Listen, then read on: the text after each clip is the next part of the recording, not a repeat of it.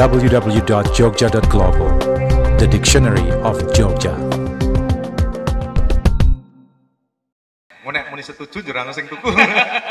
Mas Suko, Mas Iten tadi juga bilang bahwa ketika di Jawa Barat beliau berkeliling, ini penggila gamelan, Bo. Ono mak klepat gamelan ini ngerti deh. Gamelan kayak. Ini luar biasa. Jadi di Jawa Barat itu katanya malah mereka banyak yang pakai besi.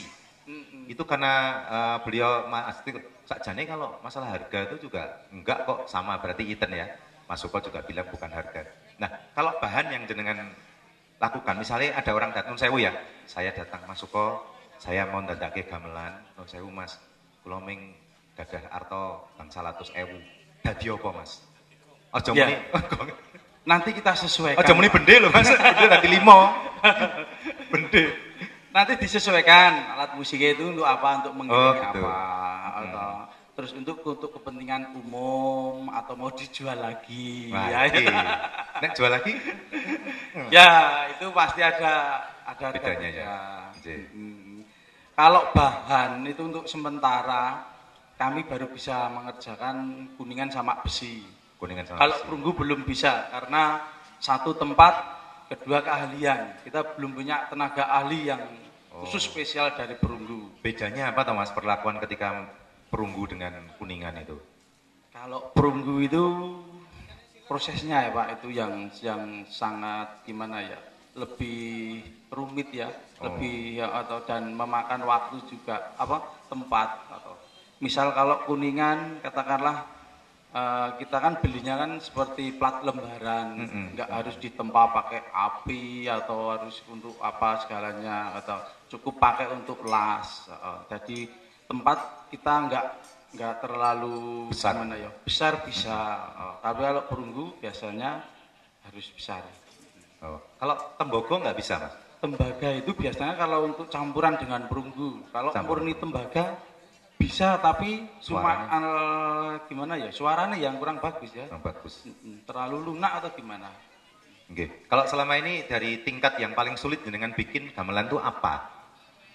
Selama ini tidak ada yang sulit. Yang sulit.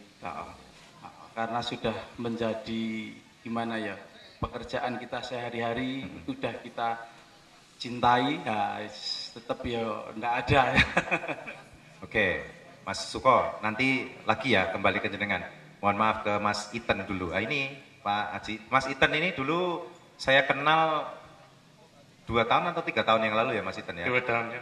Pernah jadi tetangga saya, terus kemudian saya tawari beliau untuk mengajar bahasa Inggris gratis di tempat kita. Jadi tempat kita ada bahasa Inggris gratis, volunteer itu. Dan beliau ini setelah saya tahu ternyata belajar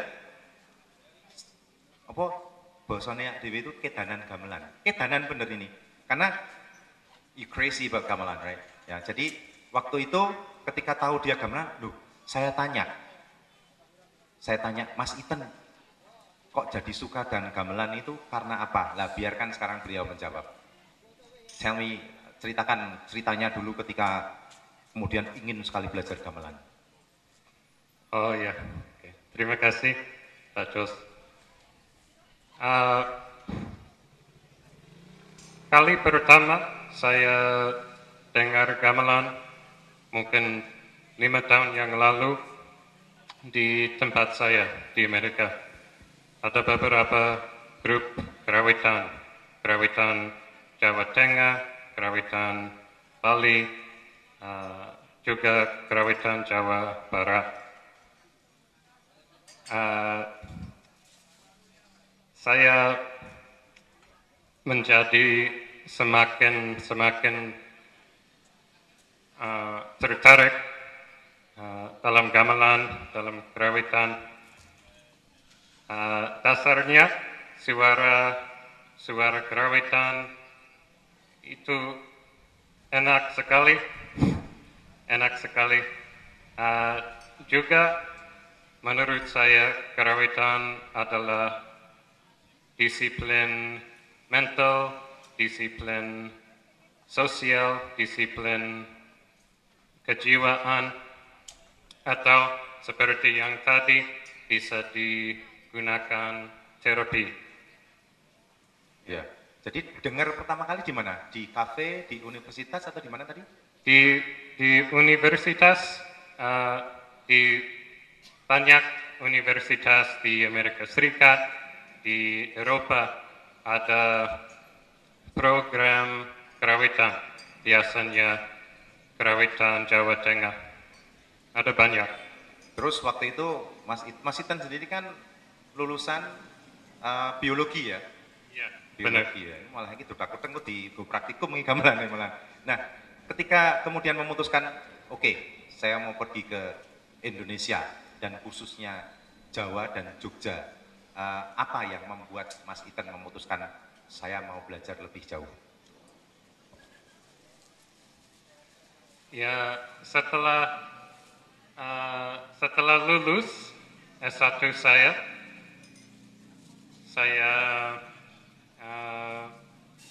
kerja beberapa tahun sebagai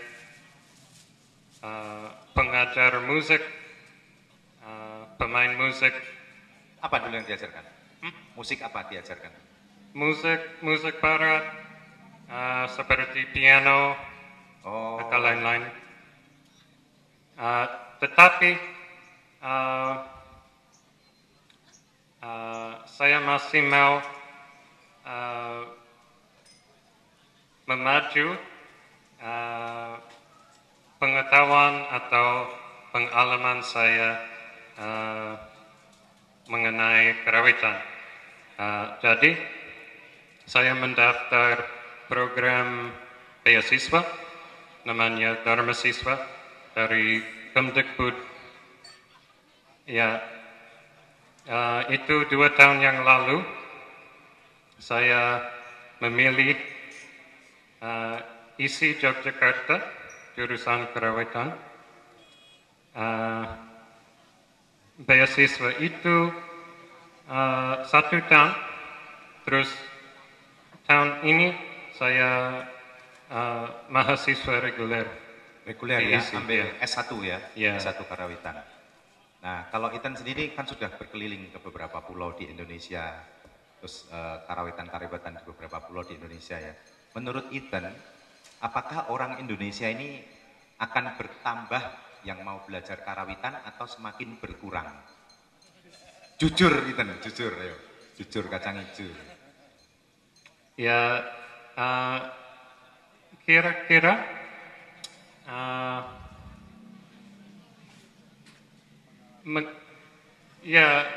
mengenai karawitan tradisional,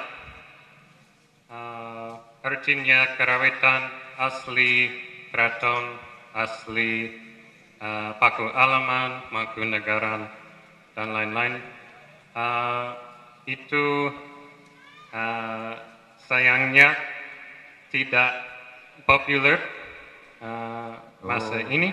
Nggak populer di antara masyarakat. Ya, tapi gaya-gaya lain seperti karawitan kontemporer, karawitan campur sari sangat populer. Jadi Ya. menurut Iten, yang mereka mulai lebih banyak yang suka karawitan kontemporer dan karawitan campur sari daripada yang tradisional gitu ya. Kira-kira ya. Oke, ini PR nih berarti. Baik, Mas Iten sudah berapa kali diundang pentas di keraton? Sudah berapa kali? Ini sudah 2 kali. Sudah 2 kali. Ya, Keraton Jogja atau Solo? Jogja. Jogja ya. Oke. Ya. Baik, Mas Iten, tahan situ dulu ya. Hold your fire. Nah, kita sekarang ke Pak Aji lagi, non saya Pak Aji. Pak Aji, ini setelah mendengar dari teman-teman ini, terus Pak Aji sendiri kan berproses juga ya, dari kecil menghadapi kebudayaan yang tangible dan intangible tadi ya.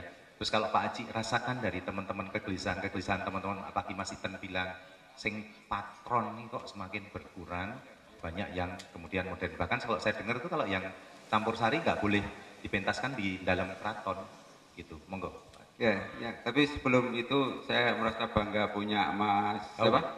Gaung. Mas Gaung. Ya. kemudian juga Mbah Jono. Mbah Jono, kemudian Mas Suko. Pak Suko dan Mas Iten. ya.